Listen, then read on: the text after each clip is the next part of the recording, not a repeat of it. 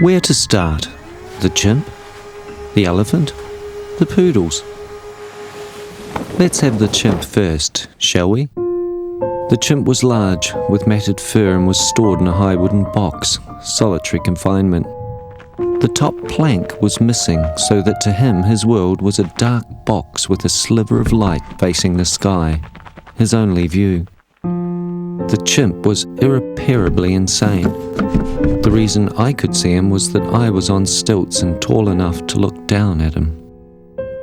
The white-faced, black-helmeted pantomime was the only contact the mad monkey had.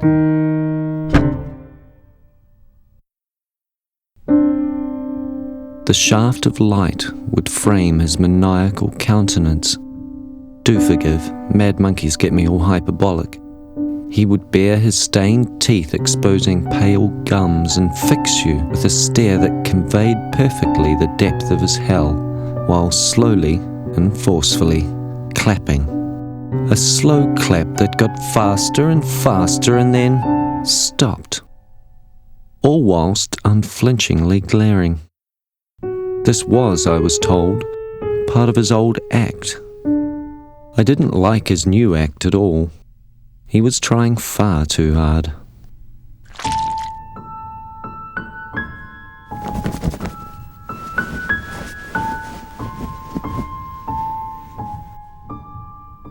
The poodles. The poodles numbered about 15.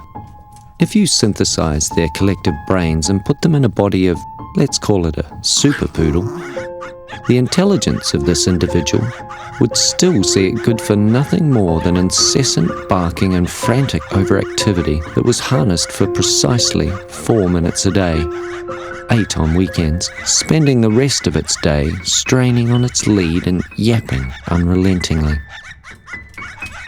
Of course, if you add a stilt-loping giant into the midst of 15 already hyperventilating poodles, what can you expect?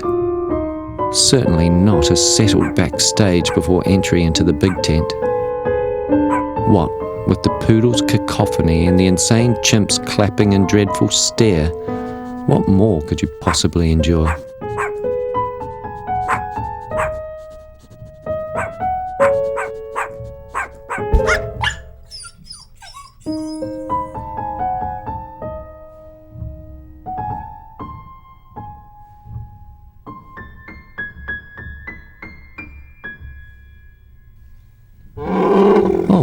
Look over there, in a tent at the end. It's an elephant. Let's totter over and have a look. I was warned about the elephant. Never trust the elephant, I was told. Setting out to prove that one man can make a difference, I walked onward in my strange elongated form, determined to trust the elephant. The elephant swayed in perpetual boredom, one leg tethered by a chain to a peg in the ground.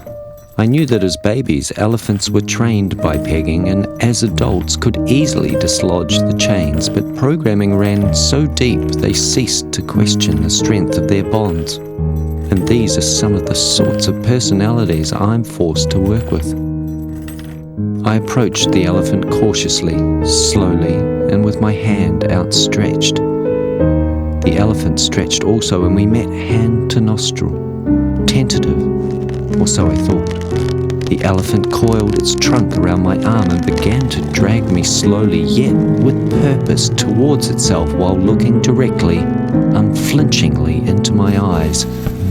A gaze I instinctively feared and wrenched at the last possible moment my arm away. The elephant had called my bluff, wanting me a blood-soaked pulp. Its whole demeanour seemed to shrug, underwhelmed, denied its chance to excel.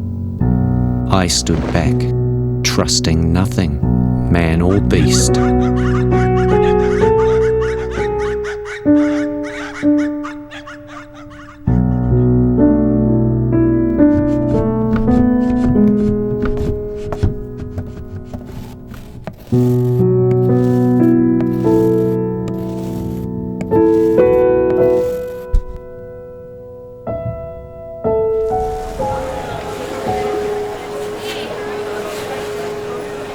But wait, there's more. Every morning, unheeded, I would in my bed be vacuumed around by Japanese maids.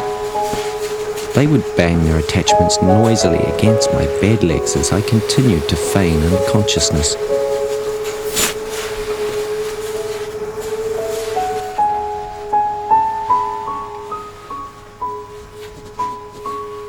Circus life can be guaranteed to inspire and revolt in equal measure.